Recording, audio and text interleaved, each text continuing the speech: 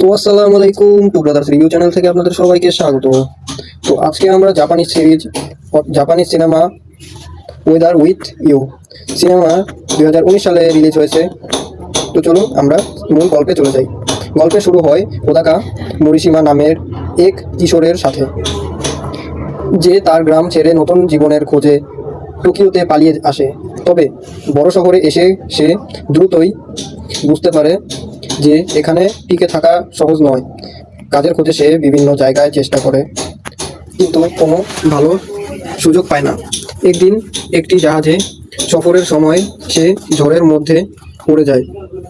তখন সুগা নামের এক ব্যক্তি তাকে সাহায্য করে এবং পরবর্তীতে তাকে একটি ছোট সংবাদ প্রতিষ্ঠানে চাকরি দেয়।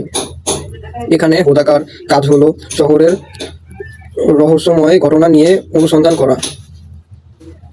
হোদাকা টোকিওতে ঘোরাঘুরির সময় হিনা আমানো নামের এক মেয়ের সাথে দেখা করে। হিনা ও তার ছোট ভাই নাগিসার সাথে তার বন্ধুত্ব হয়। হিনা একটি রেস্তোরাঁর কাজ করত, কিন্তু সেখানে সমস্যা হওয়ায় সে চাকরি ছেড়ে দেয়। হোদাকা আবিষ্কার করে যে হিনার একটি বিশেষ শক্তি আছে। সে প্রার্থনা করলে আকাশ পরিষ্কার হয়ে যায় এবং সূর্যের আলো ফিরে আসে।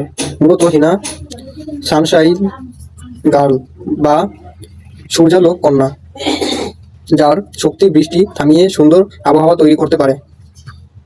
হোদাকা ও হিনা একসাথে এই ক্ষমতা কাজে লাগিয়ে একটি ব্যবসা শুরু করে।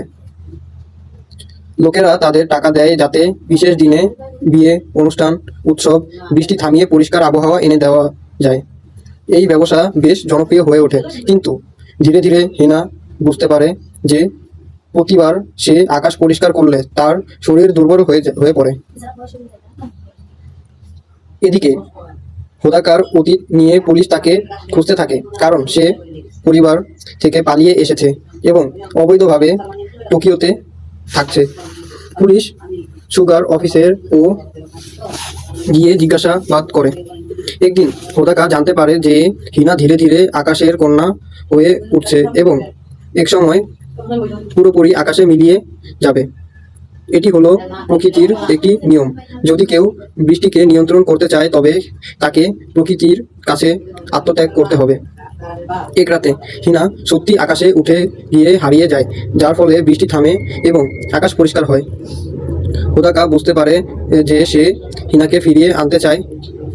এমনকি যদি এত পুরো শহর পানিতে ডুবে যায়, সে আকাশের উপরে উঠে হিনাকে ফিরে আসতে বলে। অবশেষে হিনা ফিরে আসে, কিন্তু শহরে চিরস্থায়ী বৃষ্টি শুরু হয় এবং টোকিওর অনেক অংশ পানির নিচে চলে যায়। 3 বছর কেটে যায়। টোকিওর বেশিরভাগ অংশ এখনো পানির নিচে, কিন্তু হোদাকা ও হিনা আবার দেখা করে।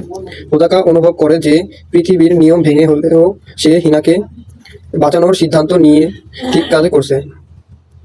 সিনেমাটি দেখায় যে প্রকৃতি এবং মানুষের মধ্যে এক অদ্ভুত সম্পর্ক রয়েছে। কিছু কিছু বিস্ময়কর ক্ষমতা পেলেও তার জন্য মূল্য দিতে হয়, তবে ভালোবাসা এবং আত্মত্যাগের শক্তি সবকিছুর ঊর্ধ্বে।